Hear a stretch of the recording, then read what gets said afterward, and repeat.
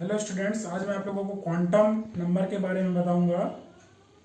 Electron जैसे सूक्ष्म कणों की स्थिति, ऊर्जा, आकार, अभिविन्यास को प्रदर्शित करने के लिए चार क्वांटम संख्या के द्वारा बताया गया।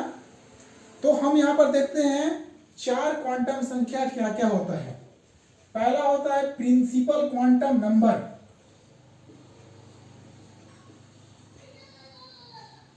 क्वांटम नंबर जिसे n से दर्शाते हैं। दूसरा होता है हमें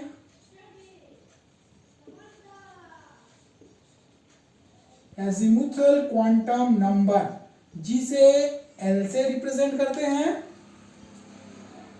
तीसरा है मैग्नेटिक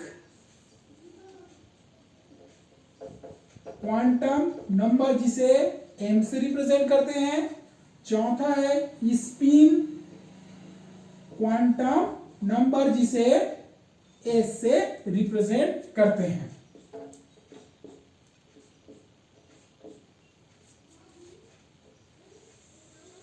अब इसका कंपेरेबल मैं आप लोगों को क्वांटम नंबर बता रहा हूं ताकि आप लोगों को याद रहे। पहला प्रिंसिपल क्वांटम नंबर क्या बताता है? प्रिंसिपल क्वांटम नंबर के द्वारा हम सेल या इसे ऑर्बिट, कक्षा के बारे में जानते हैं।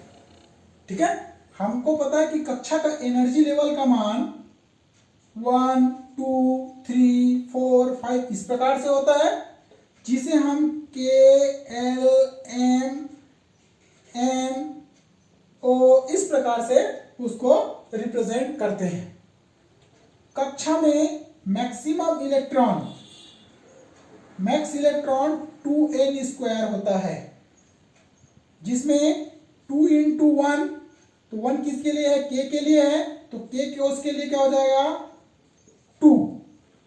L is equal to 2 into 2 का वर्ग क्या हो जाएगा? 8। इस प्रकार से हमें प्रिंसिपल क्वांटम नंबर के द्वारा क्या प्राप्त होता है? किसी सेल की जानकारी होती है कि सेल में कितने इलेक्ट्रॉन पाए जाएंगे। दूसरा हम देखते हैं एजीमुथल क्वांटम नंबर, जो क्या बताता है? ऑर्बिटल के बारे में बताता है कि कहां पर इलेक्ट्रॉन की पाए जाने की प्रायिकता ज्यादा होगी। अब ऑर्बिटल को यदि हम देखें तो ऑर्बिटल चार प्रकार के होता है: S orbital, P orbital, D orbital और एफ ऑर्बिटल। इसकी आकृति क्या होगी, किस रूप में होगी? ठीक है, उसके लिए तो सबसे पहले एल का मान एन के ऊपर निर्भर रहता है। ठीक है, इसका मान 0 से ले n-1 के ऊपर क्या होता है? एल का मान डिपेंड करता है। अब यदि n इज इक्वल टू 0 तो हम क्या लिखेंगे? n इज इक्वल टू 0 और 0 को किससे रिप्रेजेंट किया गया है? s से। n इज इक्वल टू 1 तो l इज इक्वल टू क्या होगा? इसका भी मान क्या होगा? 0 होगा। ये भी s के लिए है।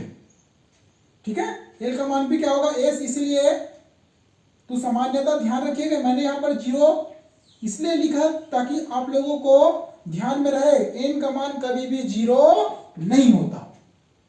ठीक है, तो n इज इक्वल टू 1 तो l इज इक्वल टू 0 तब होगा वो s, इसलिए यहां से इसको रिमूव कीजिए। n इज इक्वल टू 2 तो l इज इक्वल टू 1 तो हो जाएगा ये p। n is equal to 3 तो l इज इक्वल टू क्या होगा?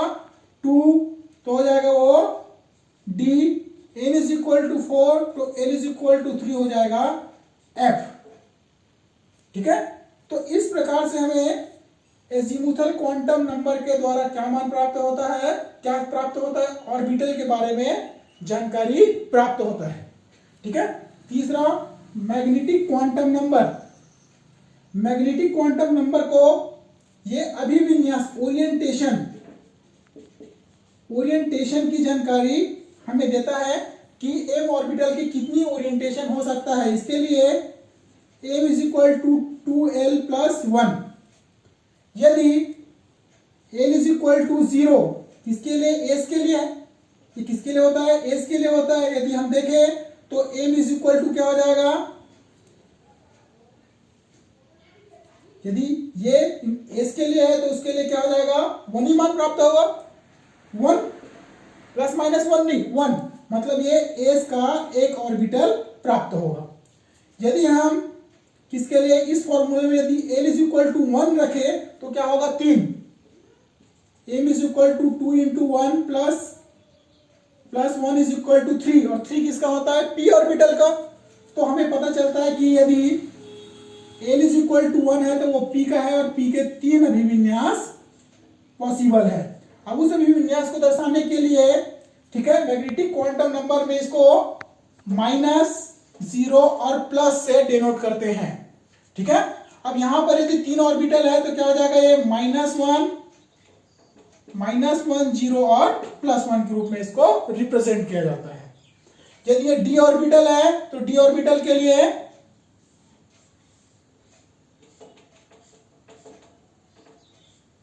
-1 0 +1 और ये +2 के रूप में रिप्रेजेंट किया जाता है। इस फॉर्मूला में रखकर यदि L2 लिखेंगे तो पता चल जाएगा क्या हो जाएगा, इसकी मान क्या है, 5 ऑर्बिटल होंगे। चौथा हमारा स्पिन मतलब चक्रण। किसी परमाणु में जो इलेक्ट्रॉन पाया जाता है वो क्लॉकवाइज है कि एंटी क्लॉकवाइज है, उसकी स्पिन की अवस्था को बताने के लिए स्पिन क्वांटम नंबर से रिप्रेजेंट किया जाता है। यदि मान लीजिए एक ऑर्बिटल में क्लॉकवाइज है तो हम इसे +½ कहेंगे, दूसरे में यदि ये एंटी क्लॉकवाइज है तो इसको -½ कहेंगे, या इसको कहें +½ या -½ के रूप में इसको रिप्रेजेंट किया जाता है, ठीक है। अब इस प्रकार से हम किसी भी एलिमेंट के इलेक्ट्रॉनिक विन्यास से क्वांटम नंबर को डिटरमाइन कर सकते हैं। फॉर एग्जांपल मैं हाइड्रोजन का लेता हूं, हाइड्रोजन का होता है 1s1, ये एक इलेक्ट्रॉनिक विन्यास लिखा है। अब इस इलेक्ट्रॉनिक विन्यास से हमें पता लगाना है कि चारों क्वांटम संख्या का मान क्या होगा। हमें देखने से पता होना चाहिए, जो पहला लिखा होता है वो है हमारा n, 1 क्या है, n। दूसरा जो s लिखा है वो l है, और l के ऊपर m का मान, यदि l का मान 0 है तो डेफिनेटली m का मान भी 0 होगा, ठीक है। तो m का मान क्या होगा, 0 हो गया। और ये जो हमें स्पिन की अवस्था जो दिखाई दे रहा है, s इज इक्वल टू +½ ठीक है। तो इलेक्ट्रॉनिक विन्यास से हम, ठीक है, किसी भी एलिमेंट्स का क्वांटम नंबर डिटरमाइन कर सकते हैं, ठीक है। तो आई होप ये comparison principle quantum, azimuthal quantum number और मैग्नेटिक क्वांटम नंबर और स्पिन क्वांटम नंबर का आप लोगों को पसंद आया होगा। अब इसमें एक चीज छूट रहा है, जीवन प्रभाव और स्टार का प्रभाव।